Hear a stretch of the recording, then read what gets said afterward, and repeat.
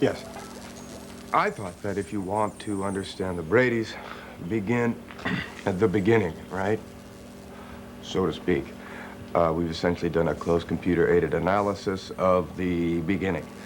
Who's looking at who, and for how long. Mrs. Brady, hair of gold as her daughters have. First look to Marcia, of course, the eldest daughter. Next is Jan, and finally the pigtailed and adorable Cindy. Next is Mike, the father, hair of not gold, more of a brownish. Looks first to Greg, the eldest son, and then Peter, the troubled middle youth, and finally at Robert, or Bobby, the youngest. Now they must form a family. That's the way they will become the Brady Bunch. Carol to Mike, Mike to Carol, in a loving look. Now this is where it gets interesting. Everyone is looking at everyone else. Peter out, Bobby over to Dad, Greg out. See, and then Jan was looking at Carol, Cindy. Now this is the beautiful thing. It follows exactly the curve that chaos theory predicts. It is random. Perfectly random. Now, the other things we're working on at the moment, we're trying to establish if there was a toilet anywhere in the bathroom. There doesn't seem to be. Imagine that. The lawn is actually AstroTurf, but they do mow it on a semi-regular basis. But the big question that we're dealing with now is a statistical sociological curve of whether people like Jan or Marcia better.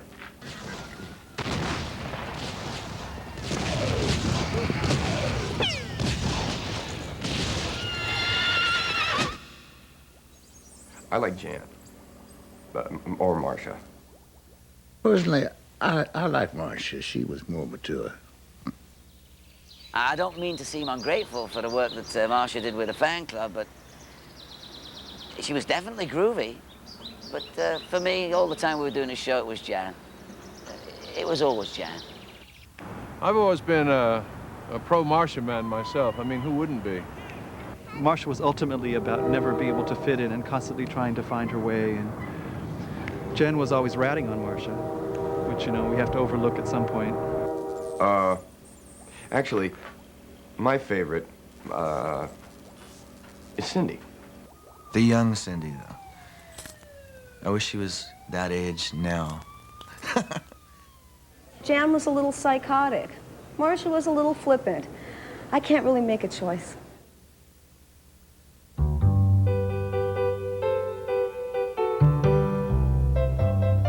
Each Brady had their dreams, their aspirations. For Greg, it was baseball, and later rock and roll, the music of rebellion. Oh, it's kind of a kicky blast.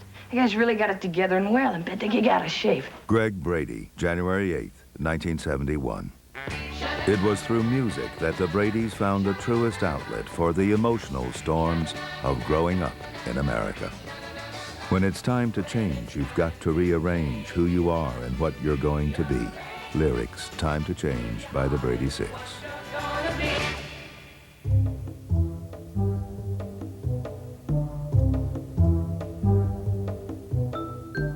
Another important musical influence was to be found in Hawaii, our nation's 50th state, and the Brady's second major vacation. Tiny bubbles in the wine make me happy all the time. Don Ho, August 4th, 1971.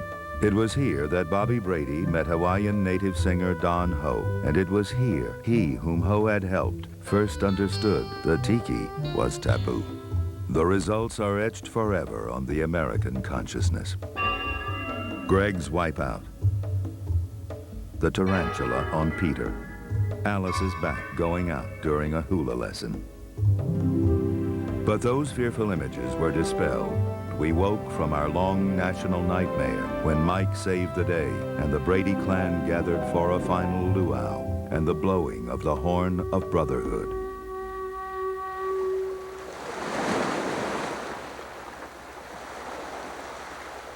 Was Hawaii a feast or farewell? Did Brady ever conclude? For some, the arrival of Cousin Oliver signaled the end.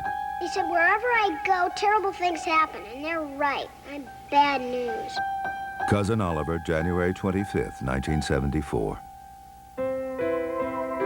But truly there was no end, no defeat, no Appomattox. The Brady legacy is with us today, an American legacy, and one that is continually evolving.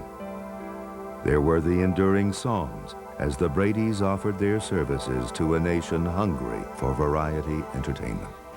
And like all of us, or some of us, or actually very few of us, the Bradys became animated cartoons. But in the end, Brady lives on because we live on. We can face up to getting braces. We can battle for the room in the attic. We can search for some way that we can earn our own trophy. We can turn out the light at night knowing that we tried our hardest, that everything worked out in the end, and that in some larger sense, we truly can make the world a whole lot brighter.